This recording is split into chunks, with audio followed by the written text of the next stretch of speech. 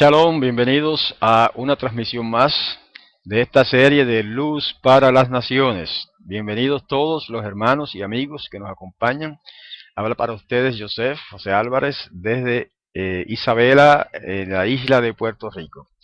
Nuestro tema de hoy será el capítulo 2 del libro de Génesis. Estamos considerando los primeros capítulos de Génesis. Ya consideramos el capítulo 1 creo que en tres secciones. Y hoy vamos a considerar el capítulo 2.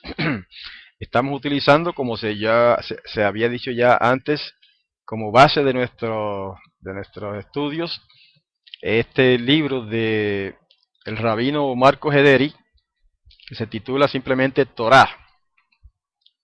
Torá por el rabino Marcos Ederi. Y aunque siempre agregamos comentarios propios, ¿no? Pero básicamente nos atenemos a los comentarios del rabino Ederi y de otras personas que él cita también.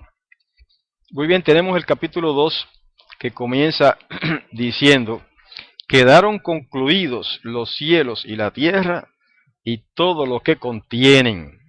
¿Okay? Aquí dice todo lo que contienen. Sin embargo, en el hebreo dice Wehol Tsevaam, que quiere decir y todo su ejército. O sea, una traducción literal sería así: quedaron concluidos los cielos y la tierra y todo su ejército, que es como traduce creo que la Reina Valera, ¿verdad? Pero estamos siguiendo la traducción del rabino Mordejai, rabino Marcos Ederi, y él lo traduce así: todo lo que contienen, que es una traducción libre, ¿verdad? Poco más libre, y da el sentido exacto de lo que significa su ejército, ¿no? Tsebaam.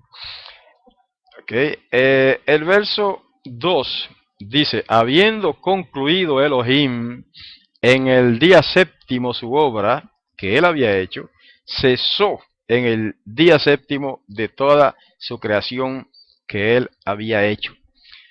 Es curioso que aquí dice el día séptimo y que sin embargo en la versión Peshita, la versión aramea, ¿verdad? De Génesis, Peshita, dice el día sexto. Si usted consulta la versión griega, la Septuaginta, ¿verdad? Que es una traducción de la escritura al griego, allí dice también el día sexto. ¿Okay? Y otras versiones que se han consultado dicen el día sexto, lo que parece indicar que el original, ¿verdad? El texto original probablemente decía el día sexto, lo cual hace más sentido que esto, ¿verdad? Que decir el día séptimo. ¿Por qué? Porque decir que él concluyó su obra en el día séptimo implicaría que él trabajó en el día séptimo. ¿Eh? Entonces, algunos han tratado de interpretar eso diciendo que lo que el día séptimo él descansó y lo bendijo, etcétera, como vamos a leer más adelante, y que eso está incluido ahí, ¿verdad? Y que eso fue su obra. La obra en el día séptimo fue descansar y bendecir el día. Sin embargo, esa explicación como que no hace mucho sentido, si vamos a ser técnicos. Así que es muy probable que el escrito original dijera en el día sexto. ¿Okay? Ahora, lo que pasa es que el texto hebreo, el texto hebraico masorético, que es como se le llama comúnmente, ¿verdad? El que vocalizaron los masoretas, dice el día séptimo. ¿Ok? El día séptimo.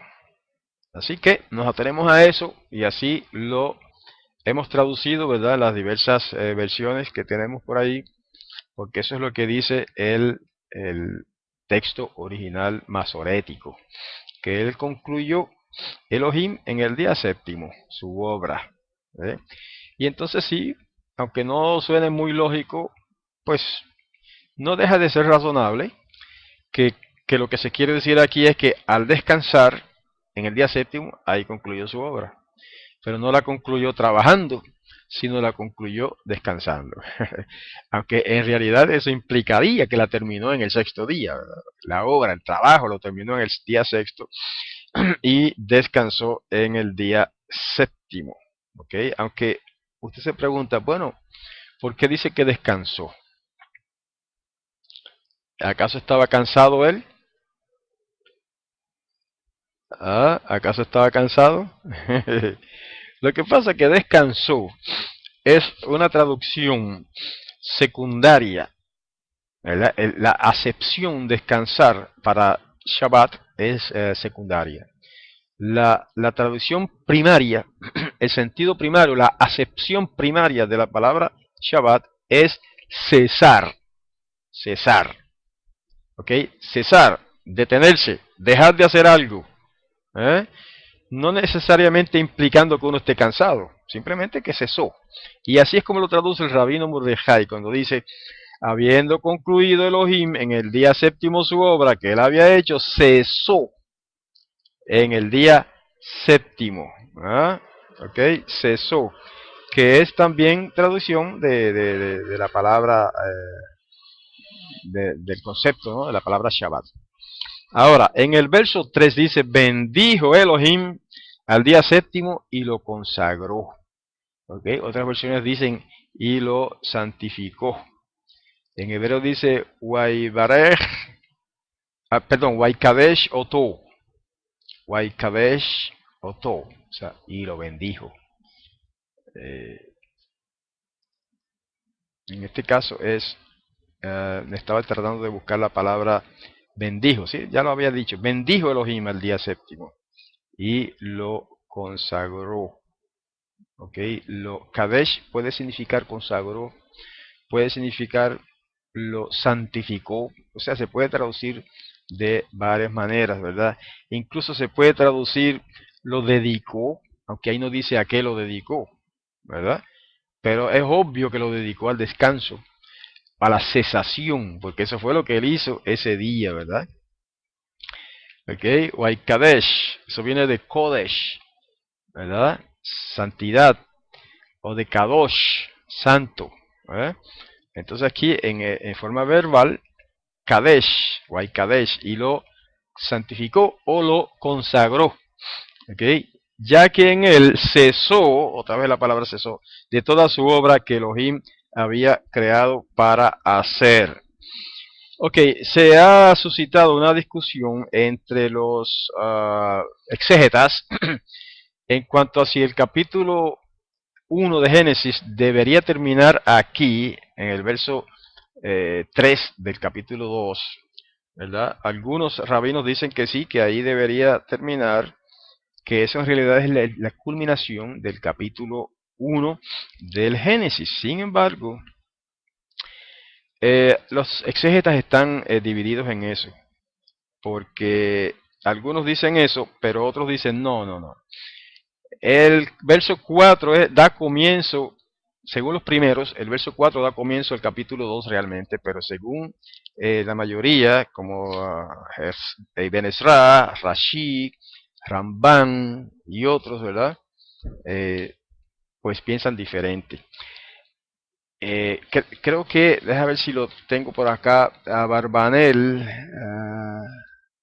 dice, de acuerdo al texto masorético, que es el que usamos permanentemente, estamos en una parashá petujá, perdón, parashá petujá, o sea, en un comienzo de sección, cosa que refuerza la posición de Abarbanel.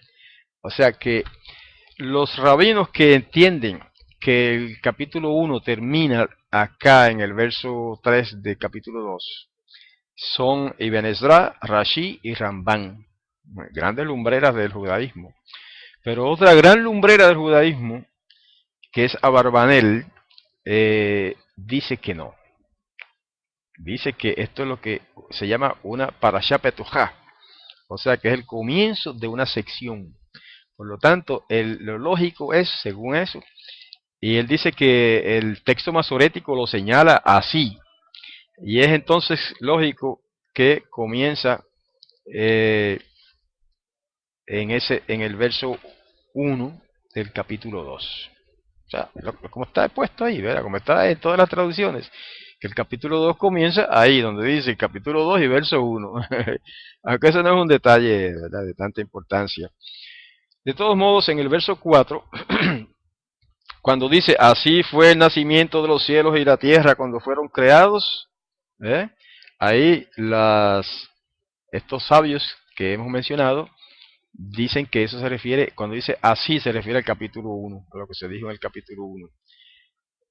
Pero otros dicen, no, se refiere a lo que va a decir ahora. ¿Ok? Y otra cosa que tenemos que dilucidar es que el capítulo 2 no es una continuación del capítulo 1. O sea, el relato, no estamos hablando ahora de los números, ¿verdad? Sino del tema. El relato del capítulo 2 no es una continuación del relato del capítulo 1. ¿No? Y según los grandes sabios de Israel, no es así, no es que sea una continuación, y yo estoy de acuerdo con ellos, es que el capítulo 2 es un nuevo relato, un relato distinto, un relato aparte de lo mismo, del mismo suceso, de la creación.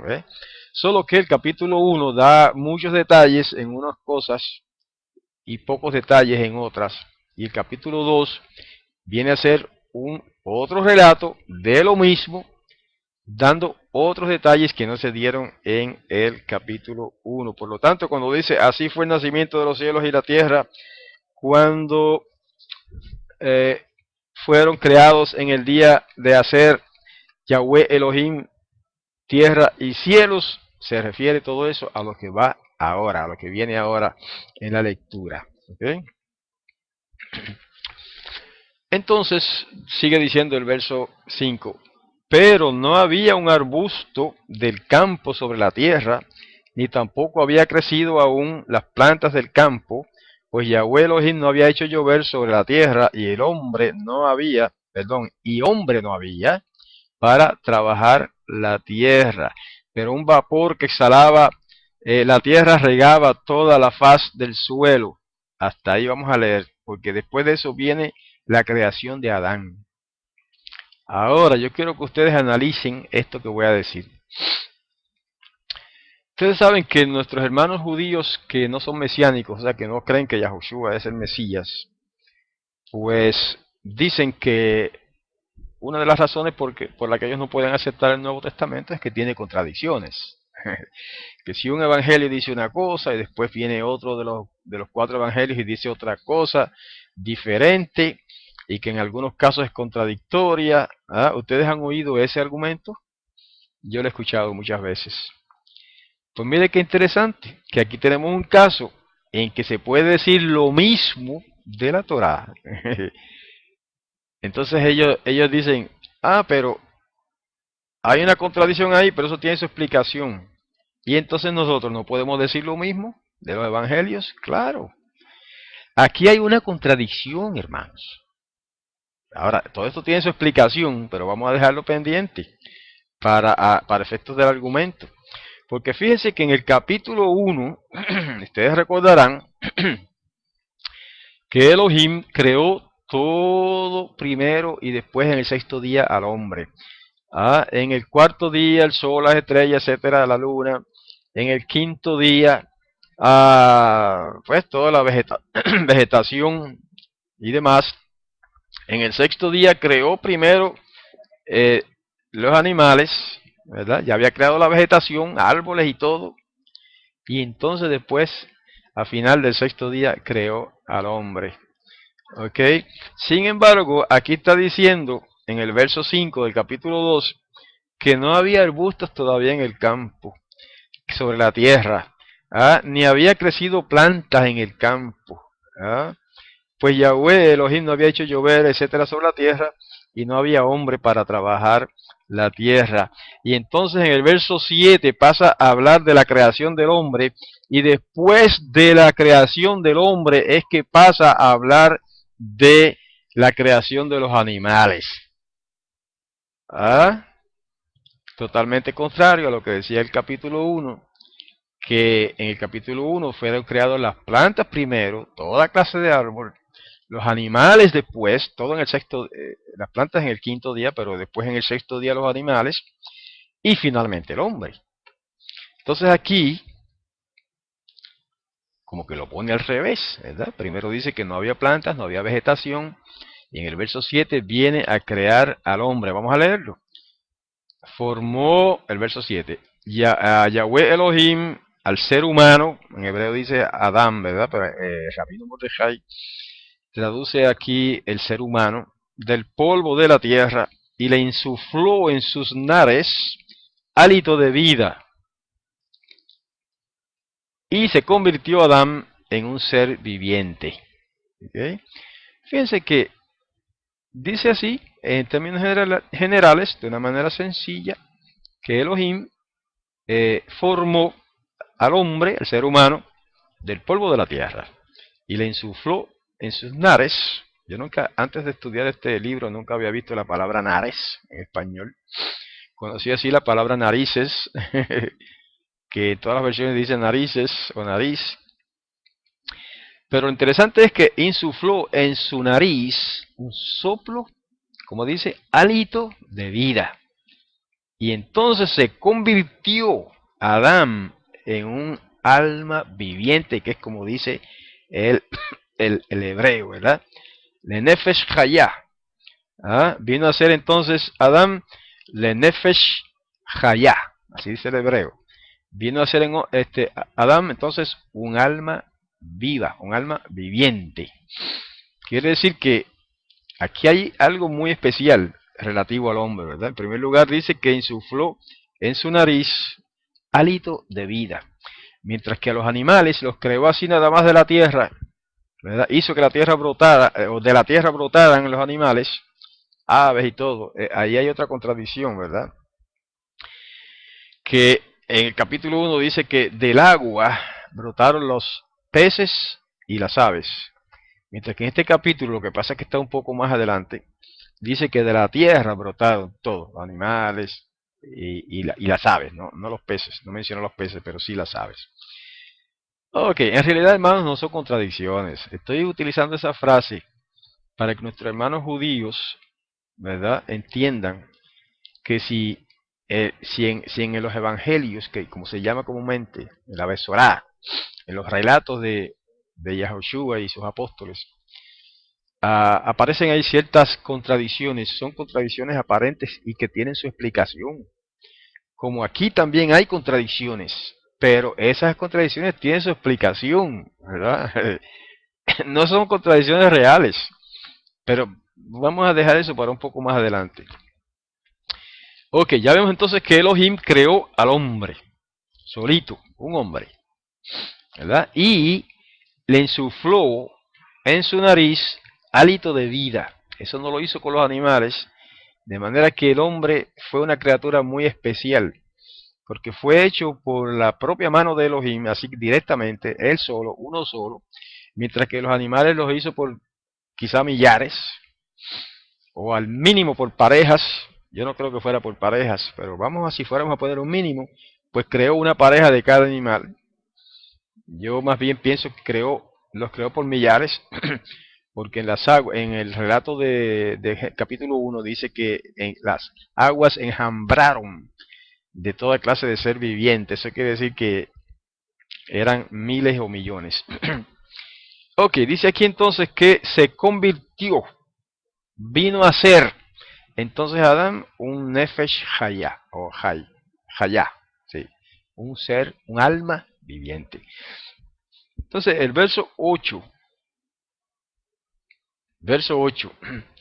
dice, plantó Yahweh Elohim un huerto en Edén, al oriente. Fíjense la secuencia, primero crea al hombre y después crea los árboles que formaron el huerto. Y dice, y estableció allí al ser humano, al Adán, que había formado. Entonces, verso 9, hizo brotar Yahweh Elohim desde la tierra todo árbol, ok, kol etz, deseable a la vista y bueno para comer. Y el árbol de la vida estaba en el medio del huerto, así como el árbol del conocimiento del bien y del mal.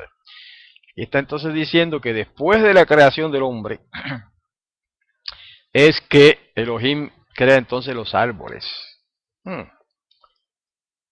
Pero no vamos a dar mucho énfasis en este momento a esas aparentes contradicciones. Eso tiene su explicación, pero aunque ya mencioné parte de la explicación al principio, pero no quiero recalcar sobre eso.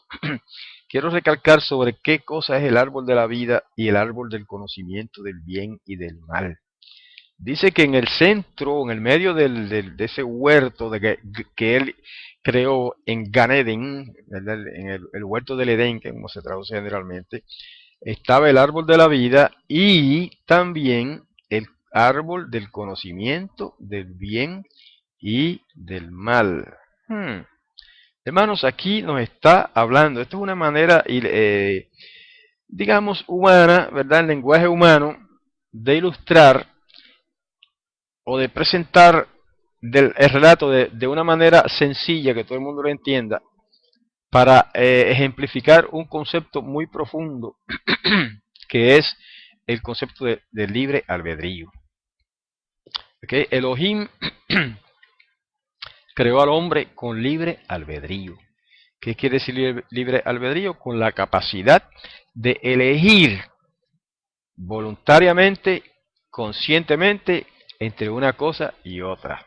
La capacidad de elegir entre el bien y el mal. Entonces, si creó eso al hombre de esa manera, con el libre albedrío, entendemos entonces que no era un robot. No era un robot al cual le pudiera ser imposible pecar, ¿verdad? O desobedecer. Así que Elohim, como quien dice, hablando humanamente, yo ahora se tomó el riesgo de hacer al hombre con libre albedrío. Ok, ¿de dónde sale la idea de que tenía libre albedrío? Bueno, de que aquí está dos árboles especiales en el centro del huerto. Uno es el árbol de la vida, que si comía de ese árbol, mientras comiera de ese árbol, iba a estar viviendo eternamente. Y el otro era el árbol del conocimiento del bien y del mal. Okay, quiero leer un parrafito aquí del rabino Ederi. Dice, el texto destaca dos cosas interdependientes entre sí. Por una parte, la conducta que imperativamente el hombre debe temer ante Elohim y en nombre de él, y por otra parte, la libertad total de transgredirla. Y un poco más abajo cita Deuteronomio 30:19, dice, la vida y la muerte he puesto ante ti, la bendición y la maldición, elige pues la vida para que vivas tú y tu descendencia. Ahí Yahweh Elohim pone más explícito allá en el Deuteronomio, muchos siglos después, lo mismo que hizo en el Edén. Lo que pasa es que en el Edén no utilizó esas palabras, ¿verdad? Simplemente lo ejemplificó por medio de dos árboles. ¿Ve? Y hizo lo mismo. Aquí te pongo la vida y la muerte, el bien y el mal. Quiere decir que Elohim presentó las dos cosas delante de Adán. El mal en este caso era, la vida en este caso era, y el bien, el árbol de la vida. Y el mal y la muerte es ejemplificado por el árbol del conocimiento del bien y del mal. Ok. Aquí hay otro parrafito que quiero compartir con ustedes del rabino Ederi. Dice, llama nuestra atención que Adán y su mujer tendieron la mano y comieron del fruto del árbol del conocimiento del bien y del mal, mientras que no parecieron interesados en comer del fruto del árbol de la vida, sobre el cual aparentemente no pesaba ninguna prohibición manifiesta, por lo menos de acuerdo al capítulo 2 de Génesis. Y entonces un eco de esto es la tendencia natural del hombre en desear hacer lo que se le prohíbe. Eso como que como que es innato en el ser humano y estaba también en Adán. Esa curiosidad, ese deseo de hacer lo que se le prohíbe. En este caso, de comer del árbol de conocimiento del bien y del mal. Lo que queda claro en todo esto es que eso era una prueba. ¿Ok? Adán tenía la posibilidad de vivir para siempre. Si comía del árbol de la vida, iba a vivir para siempre. Eso lo dice el propio nombre del árbol, lo implica, ¿verdad? Pero estaba condicionado eso a que obedeciera, a la obediencia, ¿verdad? Entonces, ¿la obediencia a qué? La obediencia es a lo que se da un poco más adelante, ¿verdad? O creo que lo habíamos leído ya, pero en el capítulo 1 se menciona más específicamente, ¿verdad? De que no debía comer de ese árbol, del árbol de conocimiento, ¿verdad? Del bien y del mal. Ahora, aunque más adelante vamos a comentar más sobre eso. Lo que quiero recalcar en este momento es qué cosa es el conocimiento del bien y del mal. Algunos rabinos se han explayado en dar explicaciones, varias explicaciones sobre eso, ¿verdad? Incluso algunos han dicho, y me hace sentido eso, que eso se puede traducir el conocimiento de lo que es bueno y malo. ¿Bien? ¿Y qué diferencia hay en eso? El conocimiento del bien y del mal, como si fueran dos cosas totalmente distintas, es una manera de verlo, ¿verdad? Siempre hay varias maneras de ver las cosas en estos asuntos del exégesis. Una manera de verlo puede ser esa, el conocimiento de lo bueno y de lo malo como dos conceptos distintos. Sin embargo, también algunos han elucidado de que pudiera haber otra manera de verlo, y a mí me hace mucho sentido esa otra manera de verlo. Y es que se refiere a lo que es bueno y malo a la vez. Hmm. Vamos a dar un ejemplo de eso, sencillo. El conocimiento de la energía atómica es un ejemplo de esto. El conocimiento de la energía nuclear, ¿verdad? De cómo el hombre ha llegado a ¿cómo se llama? Dividir, separar, o como se le llame eso, ¿verdad? La fusión o la división del átomo para producir energía, una energía extraordinaria, poderosísima. Una energía que es buena y es mala a la vez. ¿Ok? ¿Por qué? Ya ustedes, eso no hay casi ni que explicarlo. La energía atómica es buena, sí. Se utiliza para producir energía eléctrica, para mover eh, barcos, por ejemplo, ¿verdad? Para mover naves, ¿ah? Y para muchos otros usos buenos. Pero mira a ver si esa misma energía o ese mismo conocimiento de la fusión del átomo no se ha utilizado también para el mal, haciendo bombas nucleares, cohetes nucleares, bombas atómicas, para destrucción masiva, para destrucción de la humanidad y para contaminación de los ríos, por ejemplo, de las aguas, etcétera, etcétera, ¿no? Entonces, a eso se refiere en ese tipo de exégesis, el conocimiento del bien y del mal, o sea, de lo que es bueno y malo a la vez, de lo que es bueno pero puede ser malo. Eso estaba implicado o representado por el comer de aquel árbol, conocimiento del bien y del mal. Algunos exégetas judíos han dicho algo con lo que yo no puedo estar de acuerdo. Por ejemplo, Abarbanel dijo que eso es y Benesra también, y Benesra dijo que eso de conocimiento del bien y del mal, lo que quiere decir es la fuerza reproductora del hombre. Entonces Abarbanel, otro gran sabio sefardí, confirma eso y dice que sí, que eso se refiere al despertar de la conciencia sexual en el hombre. Lo cual implicaría entonces que de ahí es donde surge la idea que está en boga por ahí entre algunos cristianos también, de que el pecado en sí, la desobediencia del hombre de Adán y Eva, consistió en el acto sexual. ¿Verdad? Lo cual es una contradicción, como explicamos ya en el capítulo 1, una contradicción total del mandato divino que se le dio al hombre y a la mujer al mismo principio, tan pronto fueron creados, y se les mandó a procrear. ¿Eh? Dice, fructificad y multiplicaos y llenad la tierra. ¿Ah? En un español un poquito más moderno sería, háganse fructíferos, fecundos, multiplíquense y llenen la tierra.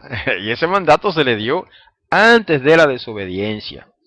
Por lo tanto, es incompatible esa afirmación clara de la Escritura con esta interpretación rabínica de que la prohibición, sí, la prohibición y el pecado consistió en el acto sexual. Ok, vamos entonces, claro, eso, siempre hay unos rabinos a favor de una interpretación y otros que la contradicen eso y están a favor de otra interpretación, ¿verdad? Para Nachmanides, por ejemplo, sería que el árbol que hará tomar conciencia también subjetiva del conocimiento de lo bueno y lo malo. Eso es lo que creemos nosotros. Eso es lo que yo entiendo y afirmo, ¿verdad? Que simplemente el árbol, sí, si es simbólico, pues es simbólico del conocimiento de lo bueno y lo malo. Dice que parece sugerir e insinuar que lo negativo en este caso no es el fruto en sí, sino el hecho de haber comido del mismo. O sea, el haber transgredido el precepto. O sea, no había nada malo en ese árbol. ¿Eh? No es un árbol pecaminoso, no era una fruta mala, perversa, mucho menos, ¿verdad? Porque la perversidad no se le adjudica a las cosas, sino solamente a los entes o los seres inteligentes. No era venenoso, ¿eh? Porque si hubiera sido venenoso, habrían muerto inmediatamente que comieron. Entonces, el problema no está en la naturaleza del árbol, sino en la obediencia a esa prohibición. Ese es el asunto. ¿Eh? Si ellos son obedientes a esa prohibición, entonces tendrán vida eterna. Pero si son desobedientes, si fallan en obedecer ese mandato que se les dio, entonces no van a tener ese privilegio de la vida eterna. Lo que pasa es que me estoy adelantando un poquito a algo que dice más adelante el capítulo 2. Ok, vamos a dejarlo hasta ahí y seguir comentando sobre otros detalles y quizá volvamos sobre ese aspecto un poquito más adelante. Bueno, estamos en el verso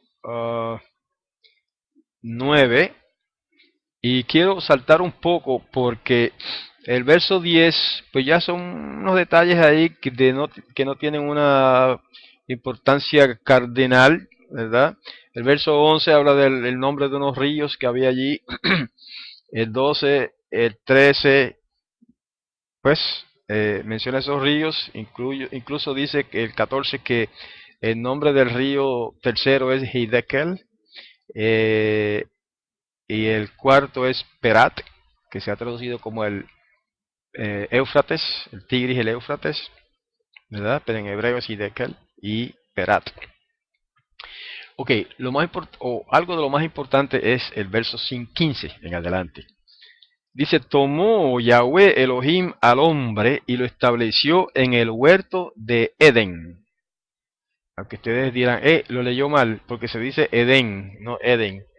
Pues lo leí bien, porque en hebreo se dice Edén y no Edén. ¿Ok? Eh, Eso no tiene mucha importancia, ¿verdad? En casi todas las traducciones, incluso traducciones judías, dice el Edén.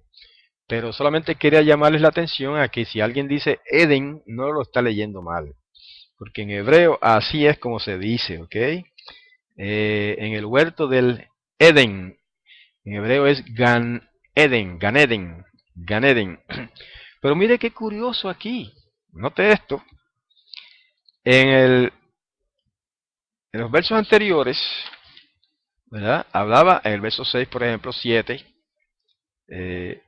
que Elohim creó al hombre, ¿verdad? Entonces en el verso 15 dice que Elohim lo estableció en el huerto del Edén, o del Edén. Eso parece implicar que el hombre no fue creado en el Edén. ¿Ok?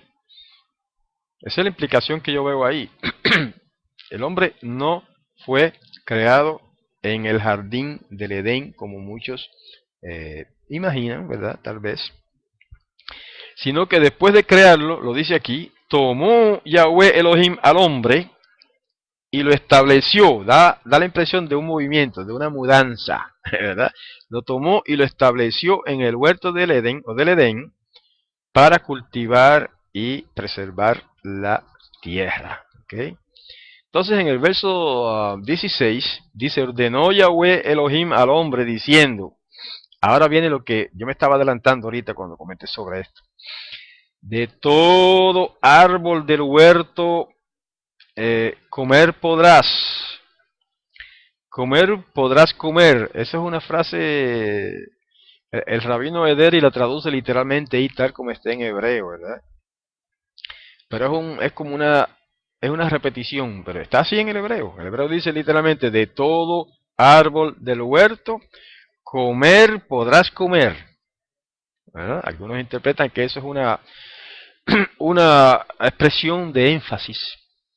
Que cuando el hebreo repite una palabra como esa, como cuando dice morir morirás, significa un énfasis y que se puede traducir ciertamente morirás.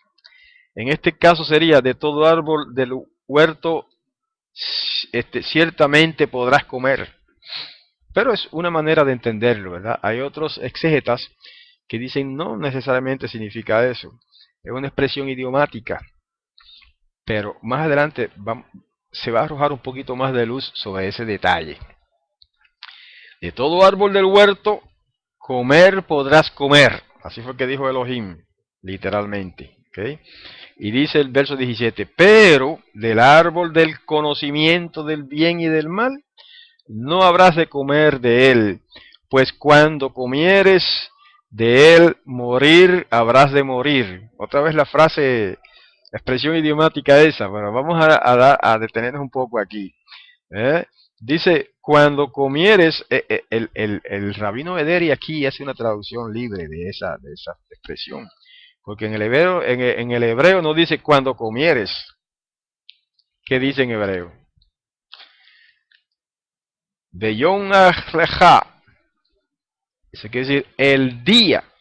En el día que comieres de él, del árbol, morir morirás.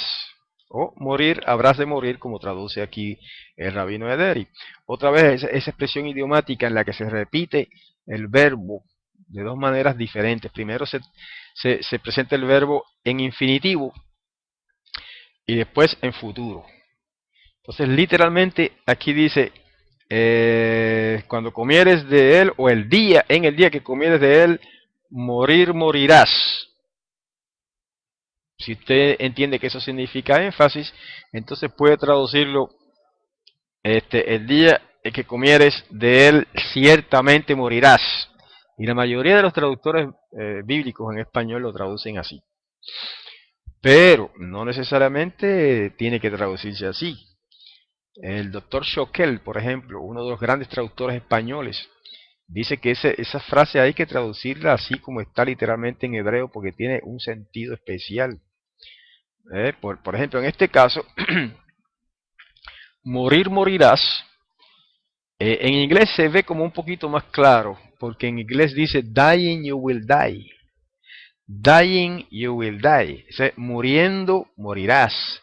Lo que se implica, según el doctor Schokel y otros traductores, con esta expresión idiomática hebraica, es que la muerte sería en realidad un proceso. ¿Ok? Perdón. Muriendo morirás. Muriendo morirás. Analícelo. Cuando comas de ese árbol, muriendo morirás. Analícelo, hermano. La escritura está para uno analizar, no es para leer como el papagayo y seguir leyendo, sino para leer y analizar. ¿Por qué se dice eso de esa manera? ¿Ok? Muriendo morirás. En hebreo, en hebreo se dice mot tamut. Mot tamut. Mot tamut. Literalmente morir morirás. O como dice en inglés, muriendo morirás. ¿Cuándo murió Adán? ¿Murió el mismo día que comió del árbol? Entonces hay quien dice, bueno, eso representa que un día son 1000 años, ¿verdad? Y Adán no llegó a durar 1000 años, murió antes de los 1000 años, ¿verdad? Duró, ni recuerdo el número, si alguien lo recuerda me lo puede decir, eh, 900, no sé, no recuerdo cuántos años, pero no llegó a 1000. Entonces ellos dicen, pues eso quiere decir que Adán entonces murió en el día que comió del árbol, porque cuando dice el día se refiere a un día de 1000 años. Bueno, interesante exposición, ¿verdad? Puede ser, no vamos a debatir eso, pero me parece simplemente una interpretación, ¿verdad? Otra manera de verlo, que también es una interpretación, sería que lo que está diciendo aquí, lo que está implicando Elohim es que la muerte sería un proceso, ¿eh? Un proceso, que moriría, pero no así instantáneamente, sino a través de los años empezaría a morir como un proceso hasta que al culminarse el proceso, entonces el hombre, pues, iría a la tumba. ¿Ok? Muriendo, morirás. Hermanos, yo no sé ustedes, pero yo veo eso en el ser humano actualmente. ¿Cuándo es que uno empieza a morir? A ver, ¿cuándo es que nosotros, los seres humanos, morimos? En realidad empezamos a morir desde cierta edad en adelante. Por ejemplo, hay muchas personas que empiezan a morir a los 60 años. Es más, yo he visto eso en mi vida, hermanos. A medida que uno va perdiendo vitalidad, perdiendo destrezas, perdiendo conocimiento, porque la mente se va deteriorando, perdiendo flexibilidad, los músculos van perdiendo flexibilidad, los huesos van perdiendo dureza, se forma una serie de problemas en las venas, en otros sistemas del cuerpo humano que se van dañando, se va perdiendo ¿cómo se llama esa sustancia?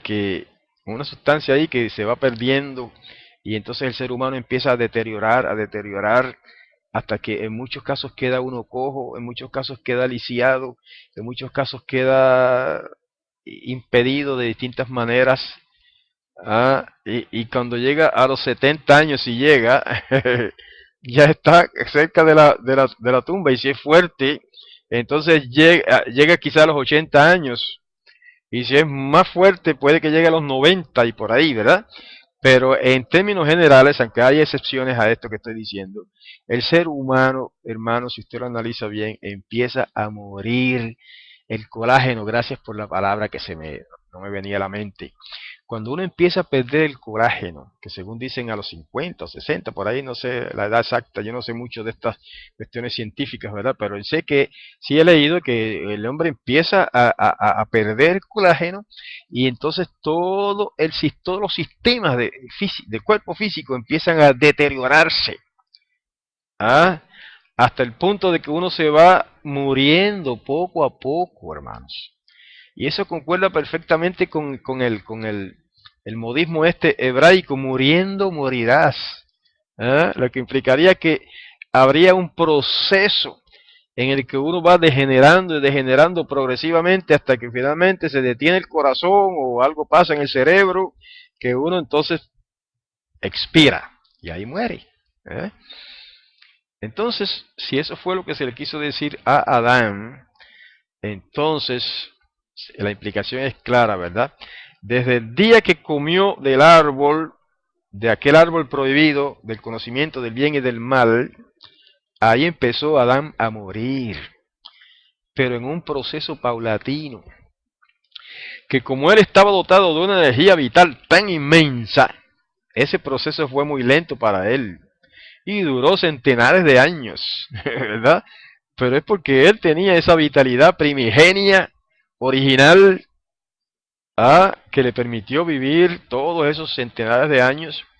Probablemente había ya comido del árbol de la vida también, en alguna ocasión, y eso le alargó la vida de una manera increíble, ¿verdad? Pero al ser sacado del huerto del Edén, entonces ahí empezó a morir, que fue el mismo día que comió, o sea, de la fruta prohibida, eh, desobedeció y fue expulsado del huerto. Ahí empezó Adán a morir. Cuando digo Adán, me refiero a los dos, ¿verdad? Adán y Eva, ambos. ¿Ok? Esa es una manera de verlo también. Ahora, quiero recalcar este detalle. La paga del pecado es la muerte. Sí, pero en este caso, fíjense que el castigo de la desobediencia de Adán no fue la muerte. O sea, no fue la muerte directamente. El castigo fue sacarlo del huerto. A ver si están de acuerdo conmigo. Porque cuando se da ese decreto divino, el día que comas de él, muriendo morirás.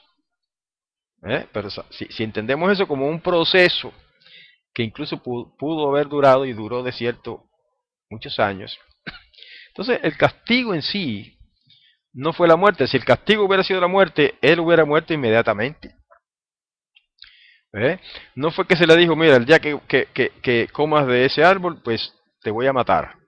Y entonces si él comió, Elohim vino y lo mató inmediatamente. No, no, así no fue la cosa, ¿verdad que no? Entonces no es que la muerte fue el castigo por la desobediencia. La muerte fue la consecuencia. Quiero recalcar esto para que mis hermanos digieran eso. Digieran eso. ¿Okay?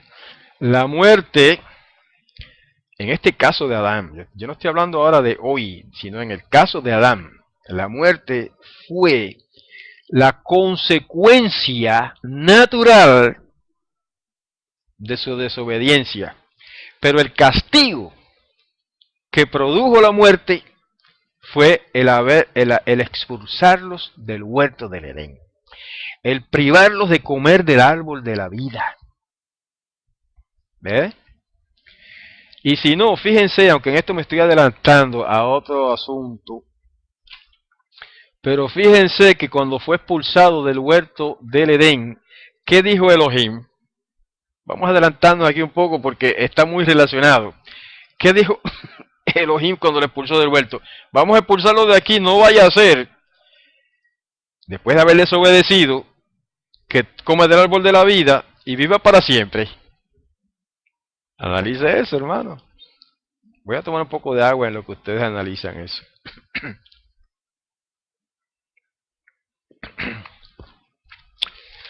Quiere decir, dicho por el propio Elohim, que después del hombre haber pecado, haber desobedecido, si comía del árbol de la vida, podía seguir viviendo para siempre. Entonces Elohim, previendo que eso era una posibilidad, previendo que eso podía ser así, dice, no, espérate. No vaya a ser que este hombre, después de haber desobedecido, haber pecado, viva para siempre si come del árbol de la vida. Vamos a sacarlo de aquí. Ese fue el castigo. ¿Ok? El castigo por la desobediencia fue entonces separar al hombre del árbol de la vida. Cuando digo el hombre, siempre recuerden que incluimos la mujer, obviamente, ¿verdad? El ser humano, separarlo del árbol de la vida. ¿Okay? Sacarlo del huerto del Edén, donde estaba el árbol de la vida. Ese fue el castigo. Entonces, la consecuencia de todo eso fue la muerte. Porque al verse privado el hombre del árbol de la vida, al verse impedido de entrar de nuevo al huerto del Edén, después de haber sido expulsado, entonces ahí empieza el proceso de muerte. Ahí empezó a morir. Ahí empezó el decreto divino: muriendo, morirás. Y claro, ese proceso duró muchos años en el caso de él. En el caso de nosotros no dura tanto, ¿verdad? En el caso de nosotros, cuando pasamos de los 50 años, ya 50, 60, por ahí empezamos a morir, hermanos. ¿Ok? Bueno, vamos ahora al verso 21. No, vamos ahora al verso 18. Dijo Yahweh Elohim: no es bueno que el hombre esté solo. Haré para él una ayuda frente a él. Fíjense que normalmente los traductores bíblicos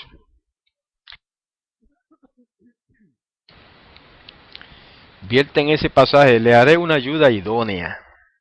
Puede ser, ¿verdad? No estamos diciendo que esa traducción está mal. Está bien. Pero el hebreo lo que dice literalmente es: le haré, no es bueno que el hombre esté solo, haré para él una ayuda frente a él. Eso es lo que dice literalmente. ¿Ok? El verso 18. ¿Por qué yo recalco esto? Porque esta fraseología hebrea implica que cuando es creada la mujer, no es para que sea posesión del hombre. ¿Ok? No es para que el hombre la posea en el sentido de que ahora soy dueño de esta mujer. No. El hombre originalmente en el plan divino no es creado para ser dueño de la mujer, para dominar la mujer, para ser amo sobre la mujer, ni fue creada la mujer para ser sierva del hombre, ni para ser poseída por el hombre, así como una posesión, ¿no? Como una cosa que uno posee. Eso sí se aplica a los animales. ¿Ven? Por eso aquí se hace esa diferencia interesante.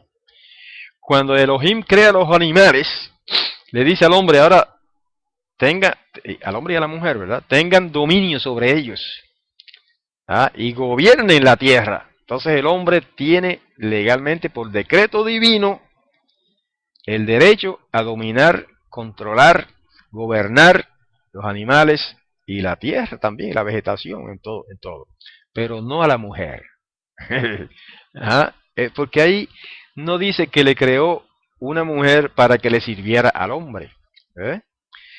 Ni el decreto dice que el hombre iba a tener ahora dominio sobre la mujer. No. Dice: le haré una ayuda frente a él. Eso quiere decir que fue creada la mujer en igualdad con el hombre. En igualdad, frente a él.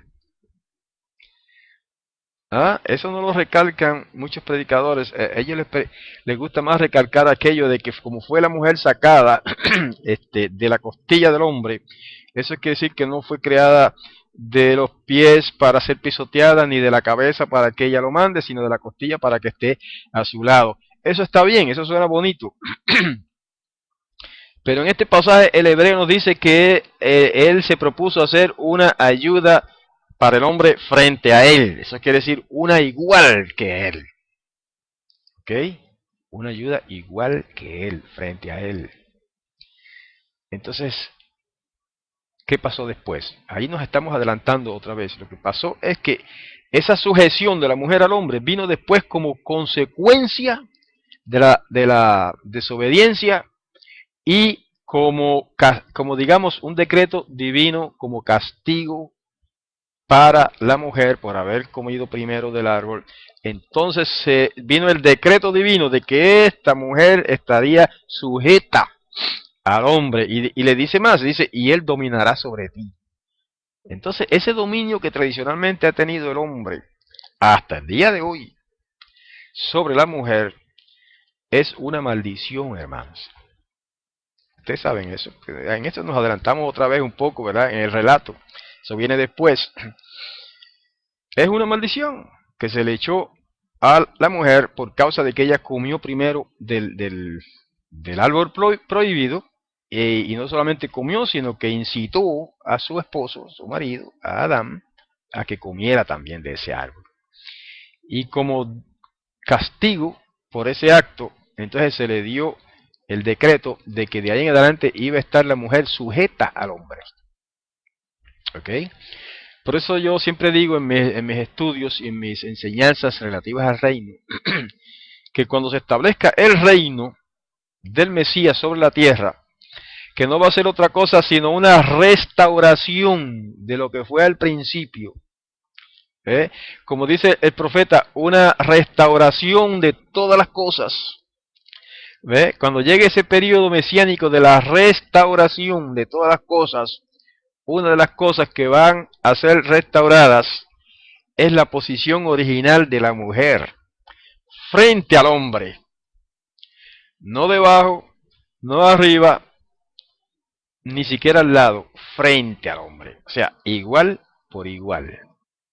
Por lo tanto, cuando en el reino, ¿verdad? Con, por ejemplo, el libro de Revelación que habla de que serán reyes y sacerdotes, muchas veces me han preguntado las hermanas, cuando damos esos estudios, dice que serán reyes y sacerdotes, y ellas me preguntan, hermano, ¿y las mujeres también reinarán en el reino como reyes? Y mi respuesta siempre ha sido, o sea, claramente sí, claro que sí. Reinarán igual, porque la maldición será quitada. La maldición, el decreto divino, aquel original de que la mujer estará sujeta al hombre por causa del pecado, eso será eliminado. Ese decreto será eliminado en el reino. Por lo tanto, la mujer reinará en el reino con el Mesías frente al hombre. Eso quiere decir igual por igual, ¿no? O sea, fue igual que el hombre, en dignidad, en autoridad y en todo lo que se implique, ¿verdad? Cuando se habla de reinar, de gobernar, de dominar las naciones, etcétera. Pero eso es en el reino, no es todavía. Algunas mujeres lo que pasa es que se quieren adelantar, hermanos. Déjenme tomar un poco de agua en lo que ustedes analizan eso.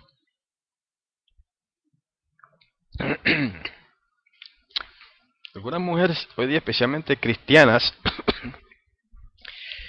se quieren adelantar a eso y ahora quieren incluso hasta ser pastoras y apóstolas y todos esos asuntos, ¿verdad? Que implican gobierno, que implican dominio de la mujer sobre el hombre. ¿Ah? Entonces se quieren liberar de la maldición antes de tiempo. Lo digo así un poquito en tono de broma, pero hermanos, es la realidad. ¿Ok? Es la realidad, hermanos, sí. Esas hermanas que quieren ser pastoras se quieren liberar de la maldición antes de tiempo. Porque cuando llegue el reino sí van a ser pastoras y reyes o reinas y sacerdotisas, lo dice la promesa. Y gobernantes sobre las naciones, mujeres. Pero eso es en el reino, hermanos, no es ahora. No se me adelanten. ¿Ok? Bueno, fíjense, estábamos en el verso 18, pero ya lo comentamos, no es bueno que el hombre esté solo. Eso quiere decir que él lo creó solo primero. Pero después dice, pero no es bueno que el hombre esté solo. ¿Ok? Y entonces por eso le formó una mujer, pero más tarde.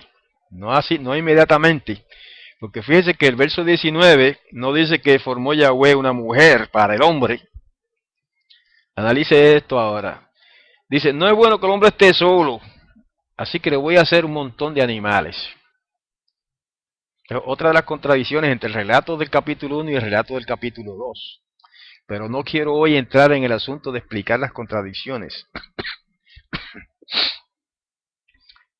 Lo que quiero recalcar es que cuando Elohim se propone crear una compañía para el hombre, lo que crea son animales.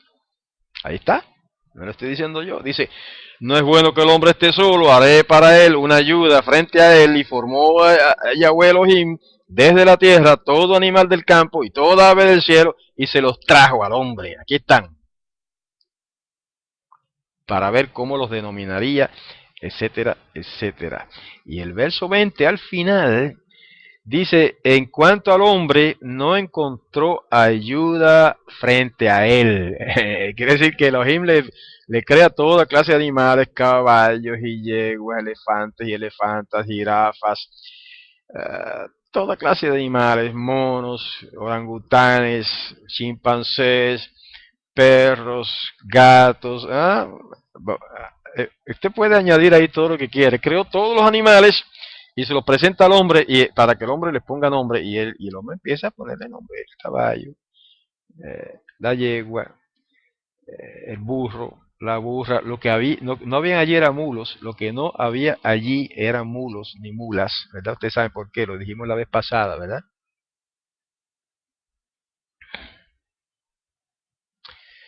Me disculpan los hermanos que están escribiendo, de esta distancia yo no veo bien la pantalla. De todos modos, lo que estoy diciendo es que el hombre ve que hay animales en parejas: el caballo, la yegua, el burro, la burra. Entonces inyecté como un paréntesis, ¿verdad? En forma de broma, en cierto modo. No había mulos porque el mulo es un animal híbrido, no fue creado, fue producido más tarde por el hombre. Al mezclar el burro con la yegua se casa y se juntan, ¿verdad? No, no se casan, pero se junta el burro y la yegua y producen un mulo, que es un animal híbrido, que el híbrido no se reproduce. Ahí está, ahí llega el asunto, ¿ves? Ese mulo con una mula se puede juntar, pero no producen nada. Pero ese no es el tema. La cosa es que el hombre viene y le pone nombre a todos esos animales, y la conclusión del verso 20 es: pero en cuanto al hombre no encontró ayuda frente a él. ¿Eh? Ninguno de esos seres que Elohim creó era una ayuda para Adán frente a él. O sea, eran ayudas, eran ayudas. Por eso es que recalqué mucho lo que significa eso de frente a él.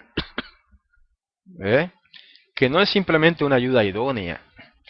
Porque cuando Elohim creó el elefante, ciertamente eso era una ayuda para el hombre, ¿verdad? ¿Sí o no? Con un elefante el hombre puede arrancar árboles y transportar árboles, troncos, vamos a decir. Puede empujar una piedra grande y moverla. Con ayuda de la ballena, vamos a decirlo para ejemplificarlo, puede el hombre transportarse de un lugar a otro en el mar. Todos son ayudas, pero ninguno era una ayuda frente a él, en, que fue lo que Yahweh en realidad le prometió, ¿verdad? No es que le prometió, sino que se propuso hacer. Entonces el verso 21, parece que con esto vamos a terminar. Bueno, ya estamos terminando el capítulo 2 de todos modos. El verso 21 dice: hizo caer Yahweh Elohim un sopor sobre el hombre, y éste se durmió, y tomó uno de sus costados, cerró la cavidad de la carne que había debajo. ¿Ok? Aquí el rabino Mordejai traduce uno de sus costados, porque él entiende que la palabra original hebrea, ¿verdad?, significa costado. Sin embargo, la mayoría de los traductores traducen eso como costilla. Y de hecho están muy relacionadas esas dos palabras, ¿no? La costilla porque queda al costado. Pero sí es correcto entender también que él lo que sacó fue no un costado completo. No le sacó al hombre el costado. No sería lógico pensar que le sacó al hombre el costado completo, ¿verdad? Toda esa parte de su cuerpo. Eso no tendría sentido, pensar que eso fue así.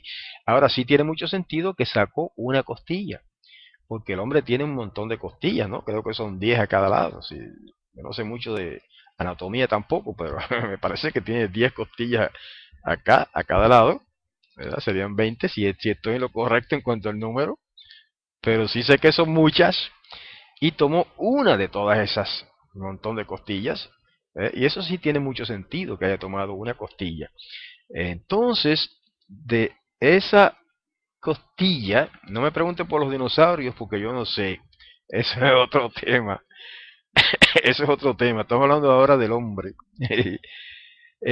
Dice que el verso 22, modeló Yahweh Elohim el costado o la costilla, que había tomado del hombre como una mujer y la condujo hasta el hombre. A eso es lo que yo quiero recalcar.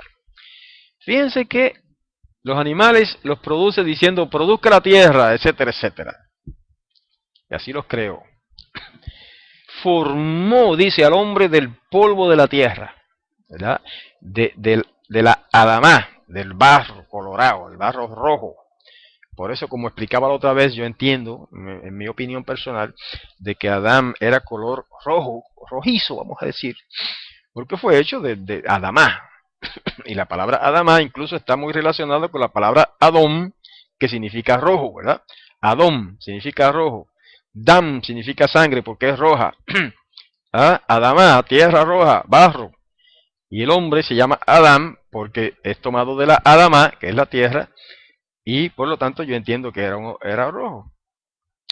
Pero entonces viene, dice que modeló. Interesante. En hebreo dice Wayiken, Wayejen, Wayejen, y modeló Yahweh Elohim la costilla que había tomado el hombre como una mujer. Es decir, que tomó la costilla y con ese poder mágico, bueno, no debo decir mágico, ¿verdad? Porque la palabra esa no tiene muy buena fama hoy día, pero con ese poder increíble, él toma esa costilla y la modela, o sea, la forma, le da forma y hace una mujer. ¿Eh? De ahí yo deduzco, como ya lo habíamos dicho al principio, pero estoy repitiendo algunas cositas para beneficio de los que no estuvieron la vez pasada. Por eso yo de ahí deduzco, infiero que la mujer original, Eva, era blanca, ¿verdad? Era de color blanco, porque fue formada de un hueso blanco. Mientras que Adán, que fue formado de la tierra roja, pues era rojo. Y eso al menos ilustra, al menos ejemplifica, ¿verdad? El hecho de que el creador, al crear al hombre y a la mujer como complementos, pone en ellos la capacidad innata de producir distintos colores, de producir gente, ¿no? Una vez que se fertiliza y todo el proceso que ya ustedes conocen muy bien, que podía el hombre producir otros hombres y otras mujeres iguales que ellos y que pudieran ser de distintos colores. Interesante, porque para mí ese es el origen de las razas y no la maldición que se le echó a Canaán, ¿verdad? Como dicen algunos. Bueno, entonces fíjese el verso 23 que dice el hombre, esta sí o esta vez, hueso de mis huesos y carne de mi carne. A esta se le llamará Isha, porque del Ish fue tomada esta. Esa es una traducción literal del hebreo, ¿verdad? A esta se le llamará Isha, porque del Ish fue tomada esta. Entonces, eso es un juego de palabras, ¿eh? Porque Ish significa, uno de los significados de la palabra Ish es varón, ¿verdad? Por eso es que las versiones españolas antiguas decían varona. Será llamada varona porque del varón fue tomada. Entonces, eso es un intento de replicar en español el juego de palabras que tenemos ahí en hebreo, ¿verdad? Que fue llamada Isha porque del Ish fue tomada. Fue llamada varona porque del varón fue tomada. Pero lo que pasa es que hoy día la palabra varona no es aceptable en el idioma español, ¿verdad? Por eso es que algunos traductores modernos han traducido, por eso esta será llamada mujer porque del hombre fue tomada. Ahí se rompe totalmente la belleza del juego de palabras en hebreo. ¿Ve?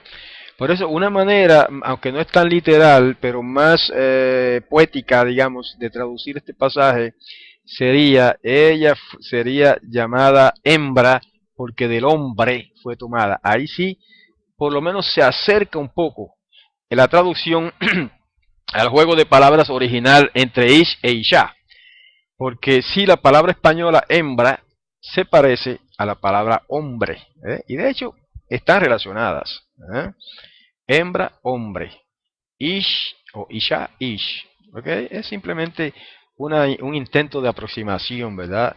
Para dar sentido eh, al juego de palabras en hebreo.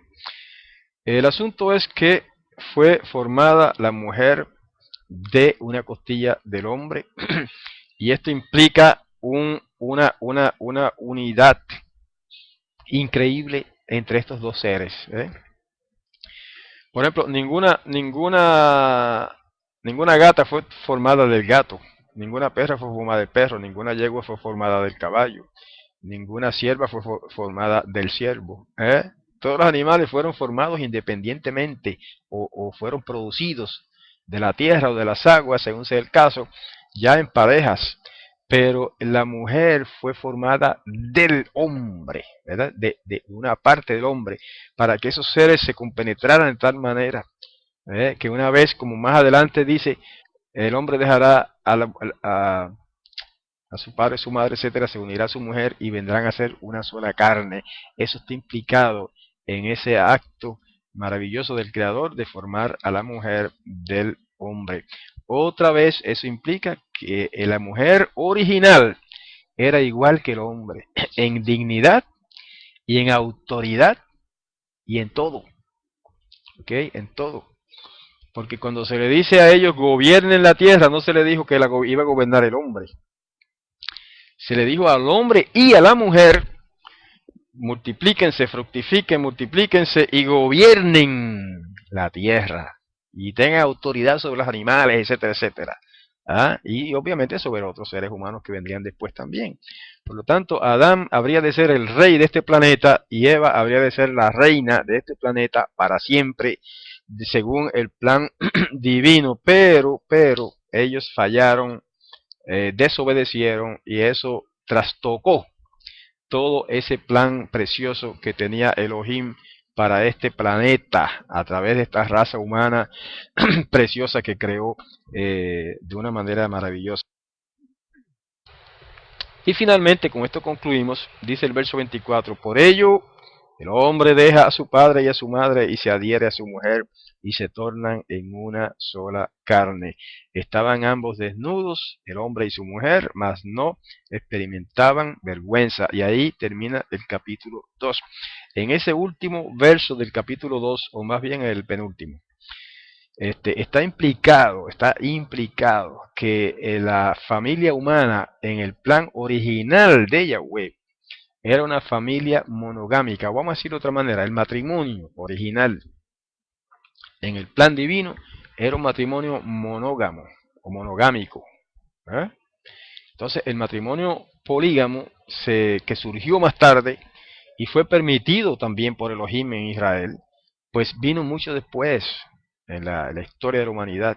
Pero el plan original era el matrimonio monógamo, un hombre y una mujer. Y no solamente eso, sino que tampoco está contemplado en el plan divino del matrimonio homosexual, ¿verdad? Eso está claramente implicado en ese pasaje. ¿Ah? Dice, dejará el hombre a su padre y a su madre y se unirá a otro hombre. ¿Dice eso ahí o fue que lo leí mal? Claro que lo leí mal. No dice, dejará el hombre a su padre y a su madre y se unirá a otro hombre. ¿Ah? Dice, dejará el hombre a su padre y a su madre y se unirá a su mujer. A su mujer. ¿Ok? Y entonces se tornarán en una sola carne. ¿Ok? Así que el matrimonio original en el plan divino era un hombre y una mujer. Tampoco era una mujer y una mujer, ni un hombre ni un hombre, sino un hombre y una mujer. Eso está clarísimo. ¿Somos homofóbicos por eso? No, eso no tiene nada que ver con ser homofóbico. Los homosexuales hoy día pues acusan a los que no los aceptan, a los que no aceptan sus prácticas homosexuales de ser homofóbicos. Entonces tendrían que acusar al creador con esa palabra, ¿verdad? Fea, para ser consistentes, porque fue el creador el que dio este decreto. No fuimos nosotros, ¿verdad? Fue el creador, Elohim, Yahweh, Todopoderoso, el que dio este decreto, que el hombre deja a su padre y a su madre y se une a su mujer. Y entonces vienen a ser una sola carne. ¿Ok? Bueno, hasta aquí llega el estudio de hoy. Nos despedimos de nuestros hermanos y amigos oyentes, no sin antes invitarlos a que nos acompañen mañana, sábado, ¿verdad? Estamos transmitiendo en vivo esto en viernes de noche. Por eso decimos, hablamos así, ¿verdad? Porque esto queda grabado para el futuro y las personas lo pueden escuchar en cualquier día de la semana, pero en la transmisión en vivo se hace en viernes de noche y entonces los invitamos a que asistan mañana sábado a las 10 de la mañana hora de Puerto Rico a un estudio especial que se da todos los sábados en el sistema que se llama TeamSpeak. TeamSpeak, ¿verdad? Ahí es parecido a Paltalk, pero es mejor. TeamSpeak, nos reunimos ahí todos los sábados de 10 a 12 de la mañana, hora de Puerto Rico, y ahí tenemos un servicio de estudio. También se hacen cánticos, oración y demás, y lo principal es el estudio de la palabra. Y hay distintos maestros que se turnan para presentar un estudio cada sábado. Entonces aquí, a través de este medio, estamos invitando a todas las personas, sin distinción, a que nos visiten en estos estudios que damos los sábados por la mañana. Digo por la mañana porque hora de Puerto Rico, ¿verdad? En otros países pudiera ser por la tarde, dependiendo de dónde esté ubicado su país. Así que no solamente para mañana, sino para todos los sábados, los invitamos a las 10 de la mañana hora de Puerto Rico a que estén con nosotros en otro estudio de la palabra. Hoy será el último ya de los estudios que ofrecimos relativos a Génesis, ¿verdad? Dijimos que iba a ser durante mayo y hoy es el último viernes de mayo. Al comenzar el mes de junio, entonces vamos a seguir los estudios que habíamos comenzado ya del Mateo hebreo de Shem Tov, pero eso es ya es algo limitado, solamente para los estudiantes participantes del Instituto Bíblico Ayin, de la Asamblea de Yahweh Internacional. Toda persona, todo hermano visitante que interese eso también, entonces puede comunicarse con nosotros y preguntarnos y le daremos todas las explicaciones necesarias. Y puede escribirnos hay varias direcciones, ¿verdad? Pero una de ellas es la mía, hebraica@gmail.com. Al principio se puso en la pantalla esa dirección. Si alguien la quiere repetir, con mucho gusto pudiera hacerlo ahora. Ok, y si nos escriben a esa dirección o a cualquiera de las direcciones de los maestros de este movimiento, ¿verdad? De la Asamblea de Yahweh Internacional. De hecho, tenemos entre nosotros varios maestros acá en esta plática de hoy, como el Moré Jisquiyahu, el asistente Ángel Candelaria. Entonces ahí Marcelo ha puesto en la pantalla hebraica@gmail.com. Muchas gracias. Pues si usted escribe, estoy hablando ahora a los hermanos que nos visitan, ¿verdad? Porque los que ya conocen todo esto, pues no necesitan esta información. Pero tenemos acá 50 y pico de personas, si veo bien la pantalla, o 60 y pico de personas que seguramente algunos de esos nos ven por primera vez, por eso damos estas explicaciones. Entonces, si usted nos escribe a esa dirección hebraica@gmail.com, pues podemos darle todas las explicaciones necesarias, ¿verdad? Puede hacernos las preguntas que desee hacer y le podemos explicar en más detalle sobre todos estos estudios que damos todas las semanas, hermanos, gratis para todo el mundo, los sábados a las 10 de la mañana. ¿Ok? Hora de Puerto Rico. Así que nos despedimos con esto de nuestros hermanos y amigos que nos visitan. Hasta alguna ocasión pudiera ser que sigamos estas transmisiones, pero no sería viernes. Si las seguimos, sería probablemente miércoles. Y en ese caso lo anunciaríamos. Y si ustedes escriben a hebraica@gmail.com, podríamos entonces darle todas las instrucciones y las fechas y todo de cuándo seguiríamos estos estudios de Génesis. Si es que los seguimos, no les prometo nada, pero vamos a hacer lo posible. Entonces, en ese caso, pues, nos comunicamos con ustedes. Así que ahora sí, nos despedimos de ustedes hasta la próxima. En el nombre de Yahweh les deseo muchas bendiciones del cielo a todos en el nombre de nuestro Salvador y Mesías venidero, Yahushua el Nazareno. Shalom.